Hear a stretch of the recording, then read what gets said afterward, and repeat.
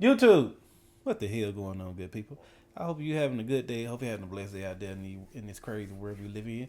And I hope, goddamn, you every day you wake up, you're achieving a different goal. I hope, goddamn, you still in that gym. I hope you still in that gym. That's where I need to be. But anyway, we on my actors who went broke in the stupidest way. I don't think they probably went broke in the stupidest way. Probably, no, shit changed. Then we gonna hop to the video. Cause what would niggas do if they had money these niggas had? 360 grand a year on wine bottles, while Nicolas Cage's bankruptcy included 9 Rolls Royces and his own private island. However, there are few active bankruptcies stranger than Kim Basinger's, who thought it was smart to pay $20 million for an entire country town. Braselton, Georgia had only 2 shops and 500 local residents, one of which describing the town by stating, "Breading chicken is about the most exciting thing we do around here," which made the reason for Kim's purchase even more stupid. She planned on turning the town into a Hollywood tourist attraction by building a major film and recording studio with the added bonus of a theme park, homes, and shopping centers. I mean, she had a plan. At least she had a plan and she had a visual. That shit sound great. But like they said, the funnest thing they like doing is breeding chicken. So you should have took that shit somewhere else. Maybe she just thought it was a good idea at the time. At a time when Braselton's economic conditions were so atrocious, another local resident stated, "If we talk about the economy, everybody gets depressed." Given the real Hollywood was on the other side of the country, it's no surprise that the project failed, forcing Kim to resell the town for $4.3 million, locking in a $15.7 million loss, and the alienation of her entire family who'd also bought into the project. The stress from the town's failure then caused Kim to pull out of a movie she was starring in, prompting the producers to successfully sue her for $8.9 million, which Kim couldn't pay. You had to declare bankruptcy. You made everything and then lost everything. Lost everything. Every single thing. But at least Kim Basinger still had her freedom, as Wesley Snipes' bankruptcy was so brutal, it also put him in prison. He'd earned over $50 million. That is crazy, bro. These numbers are crazy. Didn't this man change his He changed something about himself. It was something I can't remember. He changed. I can't remember honestly. I think, goddamn. Dollars from a range of different roles. Although despite purchasing an Aston Martin Vanquish, as well as mansions in both Florida and New Jersey, Wesley refused to lodge a single tax return over a 7-year period, and was therefore ordered to pay the IRS $23.5 million. Damn. Wesley tried to wiggle his way out of paying by making the strange claim that he was a non-resident alien of the United States despite being born there. He knew he had to pay the taxes. He was just trying to find ways to avoid them. Although things got a whole lot weirder when Snipes declared he had no taxable US income, making the IRS Form 1040 absolutely the wrong form for me to file. He also claimed taxes withheld were stolen funds, whilst adding the IRS deceives people to terrorize, enslave, rape, or pillage taxpayers. Although confronting the IRS was a very stupid strategy, as Wesley was immediately charged with 6 counts of willfully failing to file federal income tax returns, for which he was— Listen, them people you don't want to fuck with. Goddamn, do your taxes, people. Do your goddamn taxes. You don't want that. You don't want them folks knocking at your door. You know, them the last motherfuckers you want to knock at your door. Cause they coming. And they coming hard. Pause. They are coming. They are coming for you. And they money. Your money. Your money you owe them. I never understood it, but okay.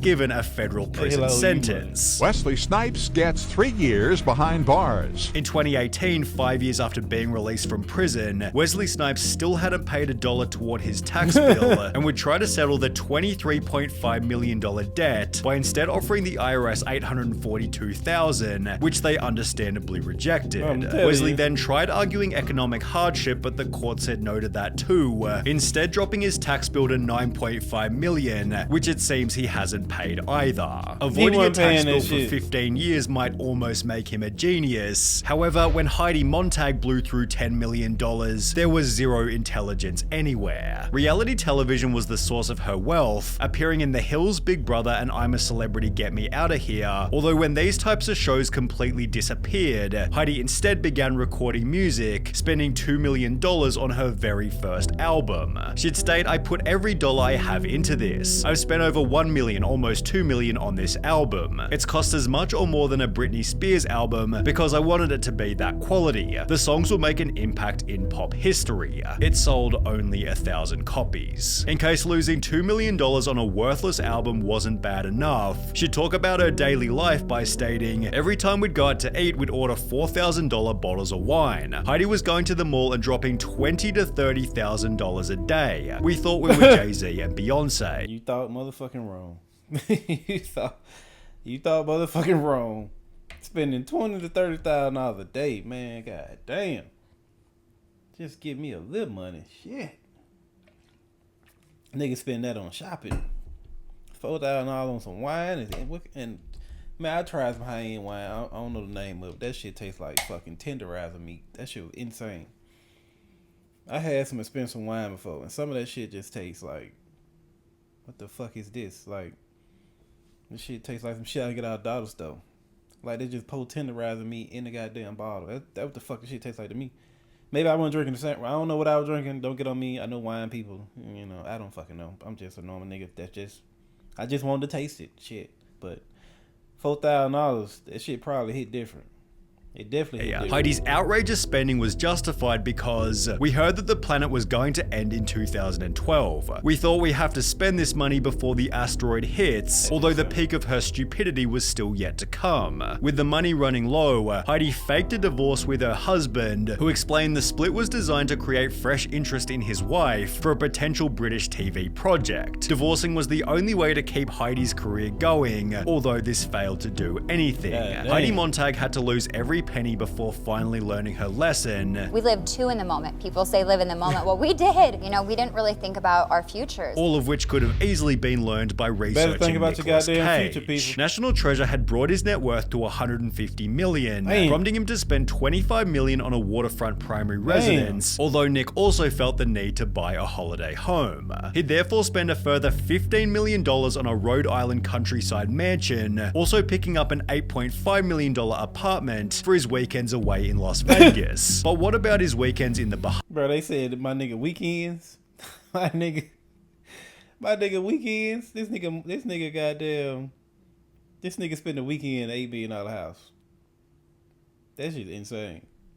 Boy, well, for that he'd drop $3 million on his own private island, but this didn't do anything for his trips to Europe, for which he'd spend a further $12.3 million on 2 medieval castles, where he'd spend huge sums on enormous Gatsby-style parties. By 2007, Nicolas Cage had bought 15 different houses, where he'd keep his 26 different vehicles, including 4 yachts, 9 Rolls Royces, and a nearly $3 million vintage Bugatti. It was only so long that shit was gonna last.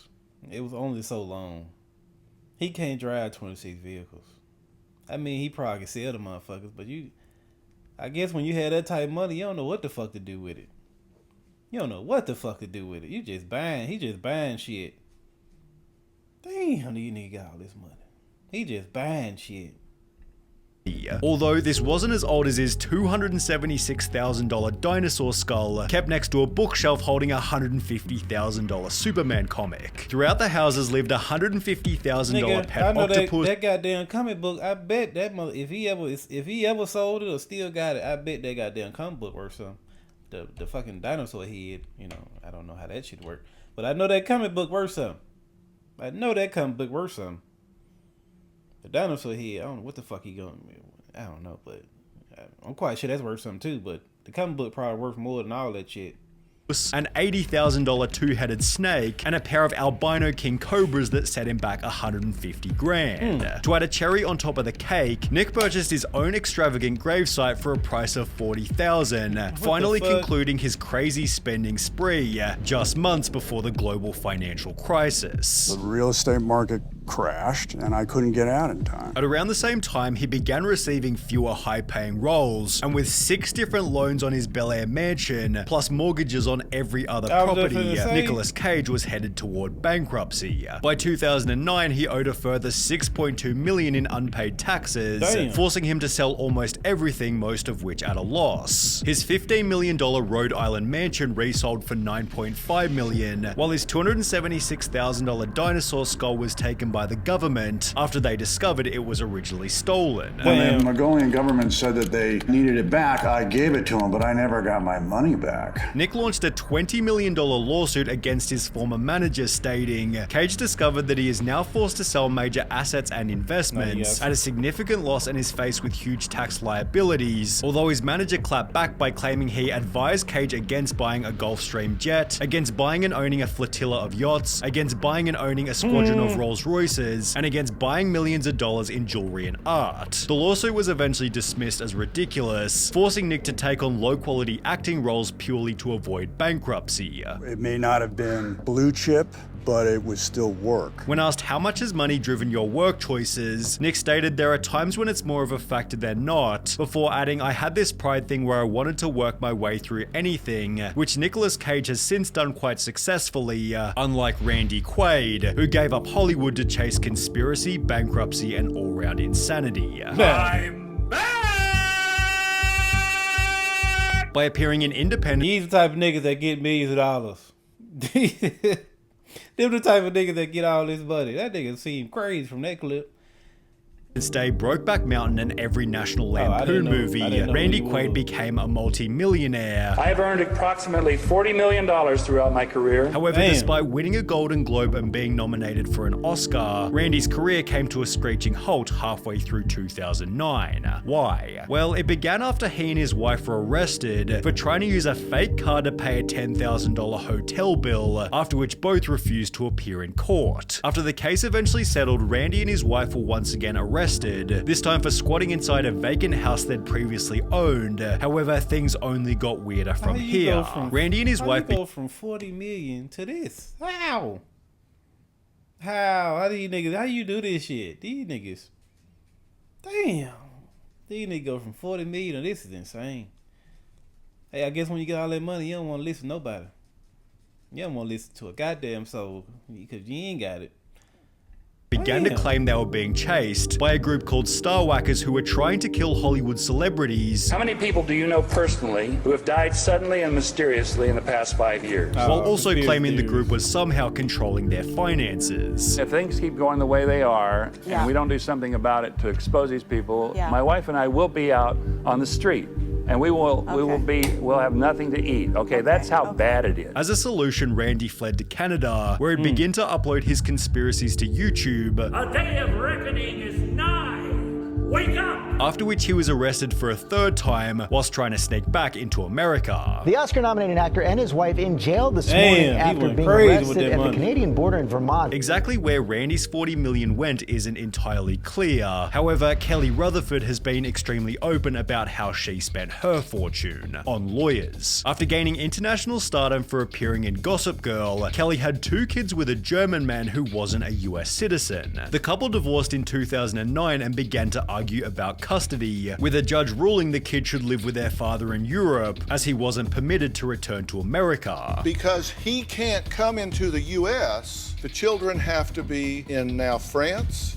Yes. The situation was so strange and unique, Kelly spent every penny she had trying to regain custody. It's cost you, what, about $2.5 million already? It's cost me everything I've ever made, everything. And as a result, she filed for Chapter 7 bankruptcy midway through the court case, having assets worth only $24,000 compared to liabilities totaling $2 million. On top of this, Kelly owed more than $350,000 in back taxes, $25,000 in Amex charges, and had a monthly income of just under $1,300. Although despite spending everything she'd ever earned, her efforts failed to impact the court's final choice. Gossip Girl star Kelly Rutherford stunned and fighting back tears after losing a bitter custody battle today in New York Supreme Court. Kelly's spending was out of complete necessity, whereas Johnny Depp spending $650 million was nothing but complete stupidity. In 2012, he was listed as the world's highest paid actor by the Guinness Book of Records, although despite earning $900 million over a 13-year period, he spent the money so poorly Conan O'Brien joked that he must have gotten financial advice from Nicolas Cage. Similar to Cage, Depp purchased 14 different properties, including his own Bahamian private... $900 million. What the fuck? Like, what can you do with that?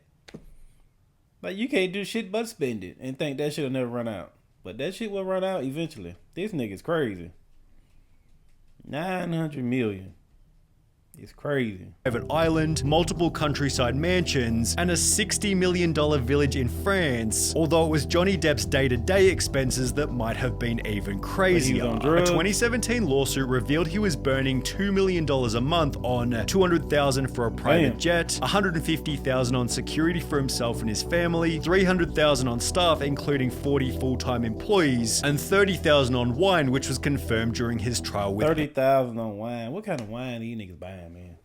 30,000. I just want to taste it because this shit must be immaculate. Like, this shit must be the best shit ever. $30,000-$40,000 on wine. Shit. Are they drinking it or holding it? What the fuck are they doing with it? Amber Heard. However, Johnny Depp's craziest purchase was when he spent $3 million on his friend Hunter S. Thompson's funeral by firing his ashes out of a rocket-like cannon. Just like Nicolas Cage, Johnny Depp tried to sue his management company TMG, although they'd respond with their own lawsuit stating, Depp chose time and again to ignore TMG and all of his other advisors. Depp truly has no one but himself to blame for his current financial and personal circumstances. That's what I'm saying. That's what I'm saying. You can get all these financial advisors. When you got that type of money, you're not finna listen to these. Some people not gonna listen to these people. You got $900 million. You think you finna listen to a financial company? Man, you crazy. You finna buy all type of crazy shit. Some people will listen, but some people, shit, I got 900, 500, 20 million. Nigga, I'm not listening to you. You ain't never had 20 million. That's how they think. These niggas think, boy, that shit run out quick. 20, 30,000 a day. It's insane. That shit go fast. That shit go fast. Damn, normal working motherfuckers can't get this shit. They can. Some do, some don't. But god damn. I'm just sitting here thinking about 900 million. What the fuck would I do with 900 million? I'd go crazy the first 100 million. First 100 million. I'm fucking doing. I'm doing shit they would do with the first 100. After that, the rest of that 8, we gotta cool down, baby. You gotta cool down. I might do 200. What the fuck can you buy with 200? These niggas buy shit. Anyway, if you like the video, like, comment, subscribe, share, peace.